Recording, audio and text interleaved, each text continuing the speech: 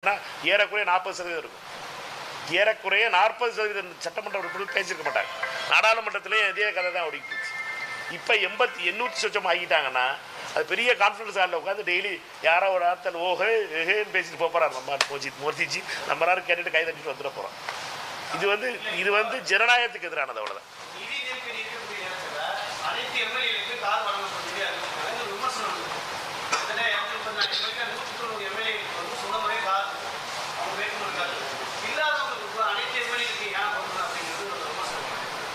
இது ஒன்றும் ஊரில் நடக்கிற ஒரு பெரிய இது கிடையாது, ஒரு பெரிய புரட்சி கிடையாது, இல்லை ஒரு புரட்சி கிடையாது. நாடாளுமன்ற உறுப்பினர்களுக்கு இதே மாதிரி கடன் கொடுப்பாங்க.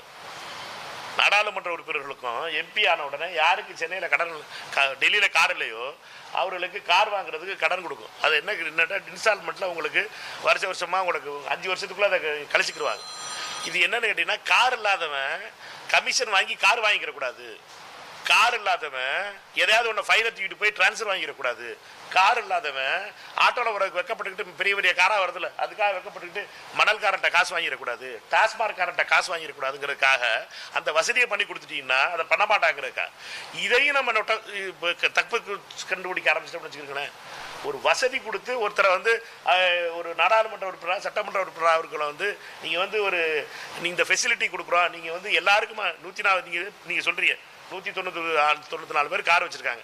கார் வச்சுருக்காதவங்க எல்லாருக்கும் வாங்குறவங்க தானே வாங்க போகிறாங்க. கார் வச்சுருக்கவங்கள திருப்பி ஃப்ரீ கார் எனக்கு கொடுக்கன்னு சொல்லி வாங்கிட்டு போகிறாங்க. இது ரொம்ப முக்கியமான விஷயம். திரு விஜய் அவர்களும் நாடாளுமன்ற சட்டமன்ற உறுப்பினர் தான். இல்லை திரு விஜய் அவர்கள் என்ன காரை வாங்க போகிறார்? அதில் எங்கள் விஸ்வநாதன் அவர்கள் சட்டமன்ற உறுப்பினர், அவர் காராக வாங்க போகிறார். அவர் கார் இங்கே வச்சுருக்காரு, அவர் காரை வாங்கணும்.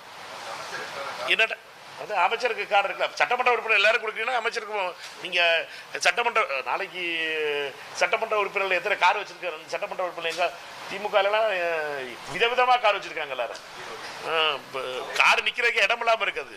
வீட்டுக்குள்ளே எல்லாம் பார்த்துறேன்.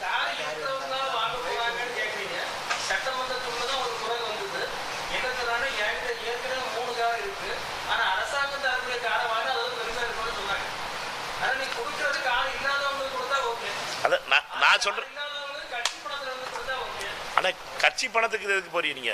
நீங்கள் ஒரு சட்டமன்ற உறுப்பினராகவும் நாடாளுமன்ற உறுப்பினராகவும் கவுன்சிலராகவும் ஆகிறவங்களுக்கு சரியாக நான் பணம் கொடுக்கலன்னா அவனை தப்பு பண்ண சொல்ல போறீங்கன்னு அர்த்தம். சம்பளம் தெளிவாக கொடுத்தீங்கன்னா உங்கள் பத்திரிகை துறைக்கே வருவோம். உங்களுக்கு சொன்னா தான் நல்லா இருக்கும். பத்திரிகையாளர்களுக்கு பத்திரிகையில் கரெக்டாக கம்பெனி எந்த கம்பெனி காசு கொடுக்குதோ அந்த கம்பெனிகிட்ட அந்த பத்திரிகையாளருடைய பிஹேவியர் எப்படி இருக்குது, இல்லாட்டா பத்திரிகையாளர்களுடைய சூழ்நிலை என்ன எந்த கொண்டு போய் தள்ளி விட்டுறோம். நீங்கள் தப்பு பண்ணாமல் இருக்கிறதுக்காக அந்த கம்பெனி கொடுக்கணும்ல. அது மாதிரி தான் அரசாங்கம் மக்கள் பிரதிநிதியில் அவங்க எம்எல்ஏவாகவும் எம்பியாகவும் கவுன்சிலராகவும் இருக்கவங்கள தப்பு பண்ண ஏன் தள்ளணும்? நேர்மையாக இருக்க நேர்மை, லஞ்சம் வாங்கக்கூடாது, லஞ்சம் தவிர நெஞ்சம் நிமிர்னு நாங்கள் கேம்பெயின் நடத்திக்கிட்டுறோம். லஞ்சம் தவிர நெஞ்சம் நிமிர்னா என்ன பண்ணணும்?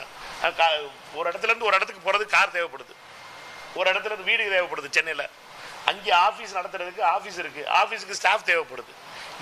இதுவுமே கொடுக்குறதுக்கு நம்ம நிதி நெருக்கடி, அந்த நெருக்கடி, இந்த நெருக்கடினோம்னா அப்புறம் எப்படி நம்ம ஒரு நல்ல பிரதிநிதிகளை நம்ம உருவாக்க முடியும்? இப்போ சட்டமன்றத்தில் 20 மொத்தம் நேரலை நடந்துக்கிட்டு இருக்கு. சட்டமன்ற உறுப்பினர்கள் யார் எப்படி தப்பாக பேசுகிறாங்க, எந்த வார்த்தைகள் பேசுகிறாங்க, இதெல்லாம் பார்த்துக்கிட்டு தானே இருக்காங்க ஊரில். மக்களை பொறுத்த வரைக்கும் இப்போ சீரியல் ஓடுறாப்புல நான் நீங்கள் தொகுதிக்கெல்லாம் போனீங்கன்னால இருக்குது, மற்ற இடத்துலலாம் ஆள் வெளியில் வர மாட்டேது. வீட்டுக்கெல்லாம் போனீங்கன்னா இதுதான் ஓடிக்கிட்டு இருக்குது. சீரியல் ஓடுறதுக்கு பதிலாக அவங்க வீட்டிலலாம் பார்த்தீங்கன்னா சட்டமன்றம் தான் ஓடிக்கிட்டு இருக்குது. அதனால் மக்களை ஜனநாயகத்தில் அவர்கள் அதை நம்ம பார்க்க ஆரம்பிச்சிட்டாங்க. இதை நம்ம சட்டமன்ற உறுப்பினர்களுக்கு கொடுக்குற வசதிகளை நம்ம குறை சொல்வது என்பது நியாயம் இல்லைன்னு நினைக்கிறேன். என்னையை பொறுத்த வரைக்கும் ஊராட்சி மன்ற தலைவர்கள் வரைக்கும் இந்த இதை கொடுக்கணும். உள்ளாட்சி அமைப்புகள்லையும் ஜெயிச்சு வர்றவங்கள தப்பு பண்ணாமல் இருக்கு. யாருமே தப்பு பண்ணாது. இப்போ என்ன பிரச்சனை? நீங்கள் ஒருத்தர் தப்பு பண்ணாமல் வர முடியாது, இருக்க முடியாது அப்படின்னு ஒரு சூழ்நிலை வச்சுருக்கீங்க. நீங்கள் அதை மாற்றணும்னா அவங்களுக்கு ஃபெசிலிட்டியை கொடுத்தீங்கன்னா தானே அவர் கேள்வி வைக்க முடியும். நீங்கள் இது தப்பு ரைட்டுன்னு.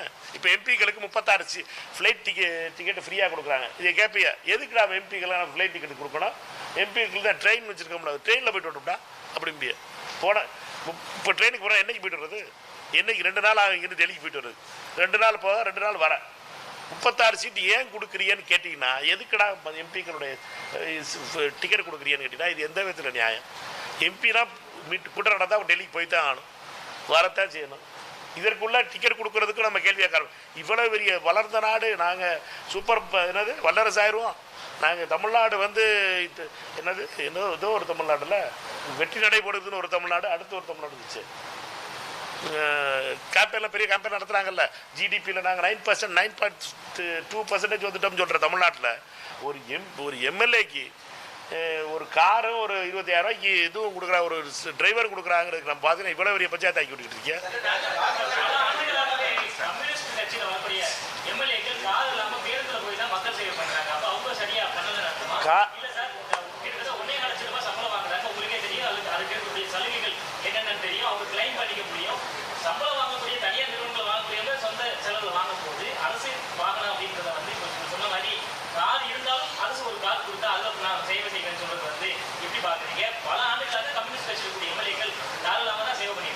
கார் வச்சிருக்க சட்டமன்ற உறுப்பினர்கள் வாங்குறாங்களாங்கிறத நம்ம யாரோ ஒரு சட்டமன்ற உறுப்பினர் சொன்னதை வச்சுட்டு எங்கள் தலைவர் கொடுத்தாரு அதனால நான் வாங்கிக்கிறேன்னு ஒரு ரசிகர் மன்றத்திலேருந்து வந்து ஆள் பேசுகிறத வச்சுட்டு நீங்கள் மொத்தமாக எல்லாத்தையும் ஒரே பிரச்சனை பெயிண்ட் பண்ணக்கூடாது. என்னை பொறுத்த வரைக்கும் நீங்கள் வெயிட் பண்ணுங்கள். அதுக்கடுத்து ஆர்டிஐ போட்டு பார்த்தீங்கன்னா வந்துட போகுது. ஒரு வருஷத்தில் எந்தெந்த எம்பிக்கு எம்எல்ஏக்கெல்லாம் 2 காரை வச்சுருக்காங்கிற வந்துட போகுது. வந்தோடனே வச்சு செய்யுங்க.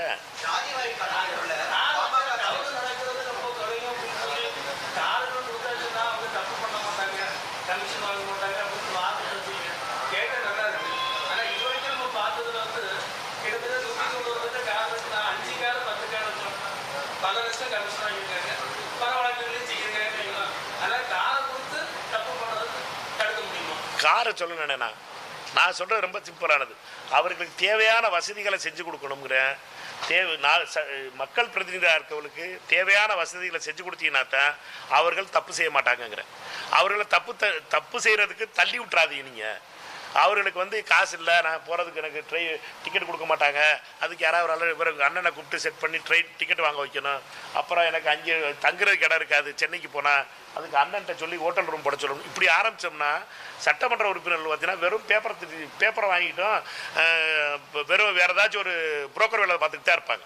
நீங்கள் அந்த வேலையெல்லாம் பார்க்க விடாமல் ஆக்கணும்னா அவங்கள மக்கள் பிரச்சனைகளை பற்றி பேசக்கூடியவர்களா முழு நாள் சட்டமன்றத்தை நடத்திக்கிட்டு இருந்தீங்கன்னா நீங்கள் மக்கள் பிரச்சனையை பேசுகிறவங்களா அவங்கள வைக்கணும்னா மினிமம் வசதியாக செஞ்சு கொடுக்கணுமா வேணாமா? இதில் என்ன தப்புன்னு தெரியல எனக்கு. இதுக்கு எவ்வளோ பெரிய காசு வந்துட போகுதுன்னு தெரியல எனக்கு. நான் சொல்கிறது இன்னும் அடுத்த படிக்கு போய் சொல்லிக்கிட்டு இருக்கேன். எம்எல்ஏ விடுதி அதான் முதல் அடி. இப்போ நீங்கள் வந்து எம்எல்ஏ விடுதி ஏன் கொடுத்தேன்னு கேட்கணும்.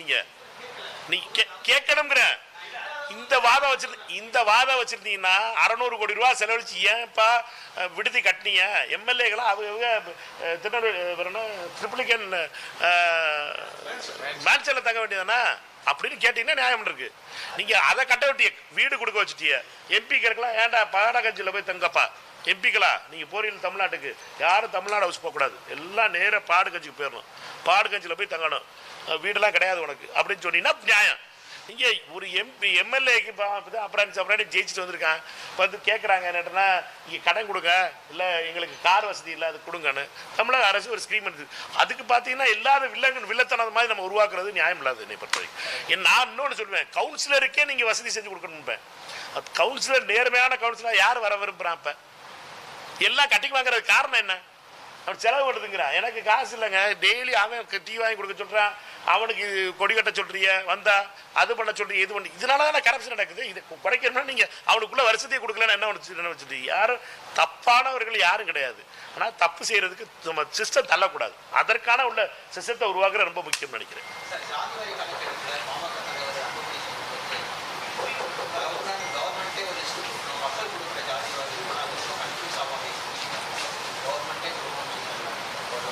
அவர் 12ஆம் தேதி சொல்லியிருந்தாரு, நான் 9ஆம் தேதி பிரதமருக்கு கடிதம் எழுதிட்டோம்.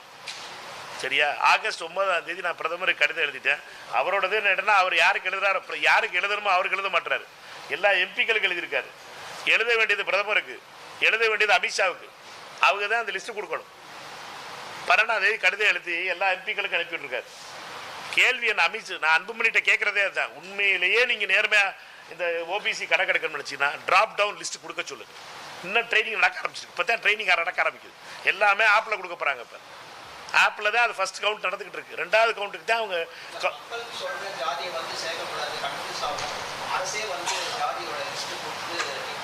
அதுதான் நான் சொல்லிட்டு இருக்கேன். ட்ராப் டவுன் என்ன நினைக்கிறீங்க? ட்ராப் டவுன்னா நீங்கள் அந்த ஆப்பில் வந்து நீங்கள் ட்ராப் டவுன் பண்ணிங்கன்னா எல்லா கேஸ்ட் வந்துடும். தமிழ்நாட்டினுடைய ஓபிசி கேஸ்ட் எல்லாம் இருக்கும். நீங்கள் என்ன கேஸ்ட்டை செலக்ட் பண்ணணுமோ பண்ணணும், அதை கொண்டு போய் என்ரோல் பண்ணுறவங்களுக்கு கொடுக்கணும். நீங்கள் வந்து என்னன்னா இப்போ எப்படி எடுக்க போகிறாங்கன்னா நீங்கள் ஜாதியை சொல்ல போகிறாங்க. ஜாதியை சொல்லுன்னா ஆளாளுக்கு ஜாதி சொல்ல போகிறாங்க.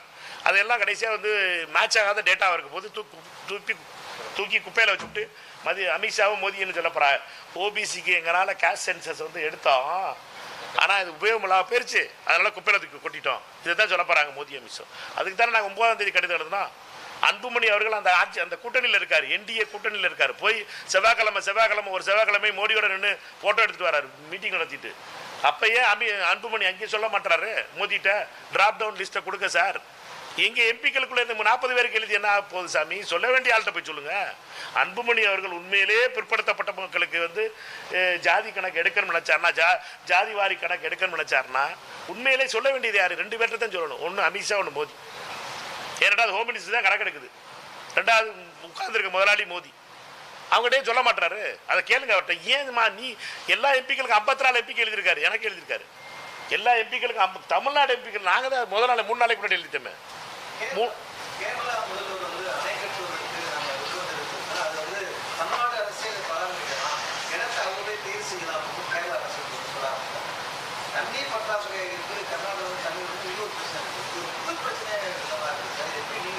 இல்லை, இது எப்போவுமே கேரளா அரசியல்வாதிகள் பண்ணுறது.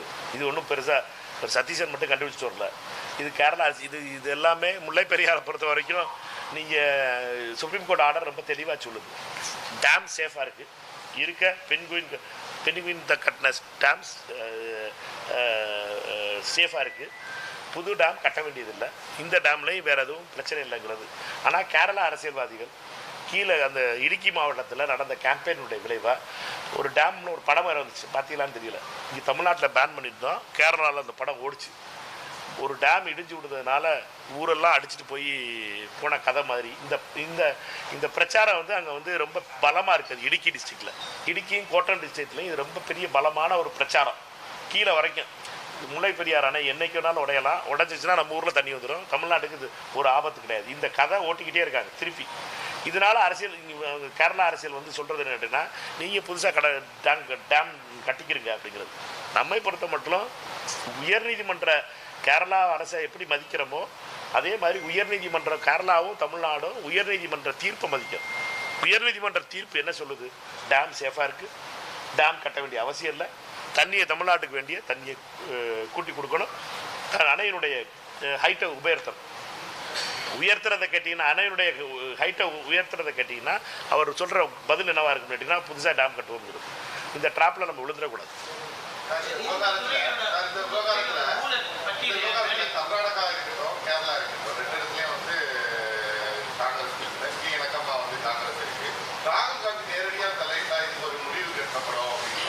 ராகுல் காந்தி பிரதமரான உடனே இந்த பிரச்சனைகளுக்கு முடிவு விட்டுலாம். ஒன்றை மட்டும் புரிஞ்சுக்கிறோம். இதுக்கு தான் நான் சொல்கிறது என்னட்டுனா, உள்நாட்டு நம்ம நாட்டு நடக்கிற தண்ணி ஊருக்கு கன்னியாகுமரி மாவட்டத்துலேருந்து வரா இல்லைங்க. உங்கள் ஊரில் பக்கத்து ஊருக்கும் மற்ற ஊர்களுக்குள்ள தண்ணி பிரச்சனைகள் வந்து எப்போது தீர்க்க முடியாது. அதுக்கு தான் கோர்ட்டுக்கு போகிறது, அதுக்கு தான் ஆர்டிஓ மீட்டிங் போடுறது, அதுக்கு தான் இந்த பியூரோக்ராட்டிக் ஸ்டைலே இருக்குது. நம்மை பொறுத்த மட்டும் இந்த பிரச்சனைகள்லாம் தீரணும்னா சுப்ரீம் கோர்ட் ஆர்டரை இம்ப்ளிமெண்ட் பண்ணுற மைண்ட் செட்டுக்கு சீஃப் மினிஸ்டர்ஸ் வரணும். தண்ணிங்கிறது ஒரு பெரிய பிரச்சனை. ஏன்னா தண்ணிங்கிறது நம்மளுடைய மக்கள் தொகை கூட்டிகிட்டே இருக்கிறதுனால தண்ணீருடைய தேவை கூட்டிகிட்டே இருக்குது. அதனால் எப்போவுமே இருக்க தான் போகுது. தண்ணீர் பிரச்சனை எல்லாம் முடிஞ்சிருக்குங்கிறது நியாயமாக நடக்க வேண்டியதை செய்யணும். தமிழ்நாடு அரசை பொறுத்த மட்டும் நீதிமன்றத்தையும் நீதிமன்றத்தில் வாதாடி அதற்கான தீர்ப்புகளை வாங்கி வச்சுருக்கணும். அதை நிறைவேற்றணும். கர்நாடக அரசு அது பாஜக முதலமைச்சராக இருந்தாலும் சரி, ஜேடிஎஸ் முதலமைச்சராக இருந்தாலும் சரி, காங்கிரஸ் கட்சி முதலமைச்சராக இருந்தாலும், டிகே சிவகுமார் இருந்தாலும் சரி, குமாரசாமியாக இருந்தாலும் சரி, எடியூரப்பா இருந்தாலும் சரி, இவர்கள் எல்லாம் தமிழ்நாட்டுக்கு தண்ணி கொடுக்குறோங்கிறது ஒன்றும் வாயில் தான் வட சொல்லிட்டு போகிறாங்க. இவர்களை பொறுத்தப்பட்டு சும்மா கதைன்னு சொல்லிக்கிட்டு இருக்கிறாங்க. இவர்கள் பேச்சுக்கள் நம்பி நம்ம ஏமாந்துடக்கூடாது. அது இந்த காக்கா அது வட கதை ஆயிரும். அதனால் நம்ம அவர்கள் பேச்சுக்கெல்லாம் இனிப்பான பேச்சுக்கெல்லாம் நேற்று சொல்லியிருக்காரு அவர் டிகே சிவகுமார் வந்து மேகதாது கட்டுறதே தமிழ்நாட்டுக்கு தான் தண்ணிக்கா. நல்லா இருக்கே பேச்சு, இது நல்லா இருக்கு பேச்சு, இப்படி தான் கேட்டுக்கிட்டு இருக்கணும். இதெல்லாம் நம்மளை வந்து சாக்லேட்டு கவரில் போட்டு நம்மளை ஏமாத்துறதுக்கான வேலை. இதெல்லாம் நம்பக்கூடாது. மேகதாது கட்ட விடக்கூடாது. மேகதாது கட்டுறது தமிழ்நாட்டுக்கு எதிரானது. தமிழ்நாட்டை பொறுத்த மட்டும் மேகதாது என்பது தமிழ்நாட்டுக்கு விரோதமானதுங்கிறதுல ரொம்ப தெளிவாக சொல்லணும். மோடியும் அமித்ஷாவும் இதுக்கு துரோகம் செய்யக்கூடாதுங்கிறத சொல்லணும். அக்கா தமிழிசை அவர்களும் நயினார் நாகேந்திரன் அவர்களும் வரலாற்றில் மிகப்பெரிய துரோகப்பட்ட அவங்களுக்கு வந்துடும். பாஜகக்காரர்கள் வந்து இதுக்கு அப்ரூவ் பண்ணாங்கன்னா மேகதாது கட்டுறதுக்கு அனுமதி கொடுக்க வேண்டியது மோடியினுடைய அரசுடைய காரணம். இப்போ அவர்களுடைய நிலை மாறி இருக்கு. 2021 இருந்த நிலையை விட 26 உள்ள நிலை மாறிக்கிட்டு இருக்கு. இது ரொம்ப பெரிய ஆபத்தானது. இது பாஜகவை பொறுத்த மட்டும் கர்நாடகாவுக்கு மேகதாது கட்டுவதற்காக உதவி செய்யக்கூடாது. அதில் குறிப்பாக மோடியும் அமித்ஷாவும் இதற்காக இந்த துரோகத்தை செஞ்சிடக்கூடாதுங்கிறதுல ரொம்ப தெளிவாக சொல்லணும். நீங்கள் எல்லாரும் கேள்வி கேட்க வேண்டியது காங்கிரஸ்காரனை பார்த்துக்கல, கமலாலயத்துக்காரர்களை பார்த்து கேட்கணும். நீங்கள் விட்டுருவீங்களா, நீங்கள் கட்ட விட்டுருவீங்களா, பாஜகக்காரர்களுக்கு அனுமதி கொடுத்துருவீங்களான்னு அவர்கிட்ட பார்த்து கேளுங்க. அவர்கள் சொல்லிட்டு நாங்கள் கட்ட விட மாட்டோம், மோடி அரசு எப்பவும் கட்ட விடாதுன்னு அவர்கள் வாக்கு கொடுக்கட்டும். சரியா?